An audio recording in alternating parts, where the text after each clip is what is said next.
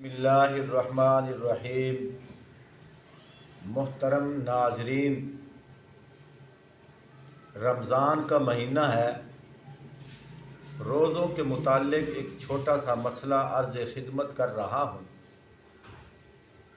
اگر کوئی شخص جس نے روزہ رکھا ہو، روزہ رکھنے کے بعد جب سحری کا ٹائم ختم ہوتا ہے، اس وقت سے لے کر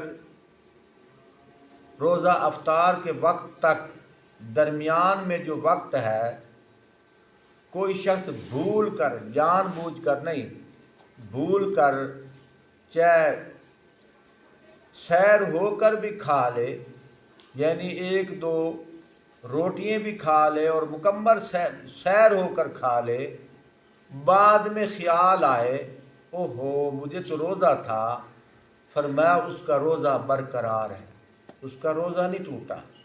لیکن اگر کھاتے ہوئے خیال آیا، ایک دو لقمے تو اس نے کھا لیے، ابھی کوئی اور لقمہ چبا رہا ہے تو فوراً کلی کر دے، جو کچھ پہلے اس نے کھا لیا وہ معافی ہے اور اس کا روزہ برقرار ہے۔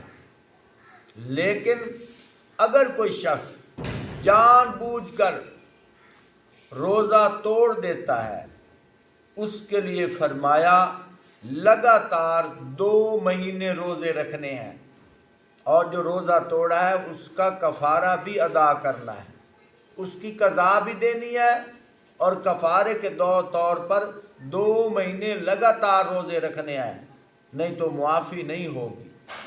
2 مہینوں سے مراد یہ نہیں کہ 1 مہینہ روزے رکھ لیے اور کچھ دنوں کے بعد وقفہ کر لیا پھر اگلے مہینے نہیں، درمیان میں 1 دن کا بھی وقفہ ہوگا۔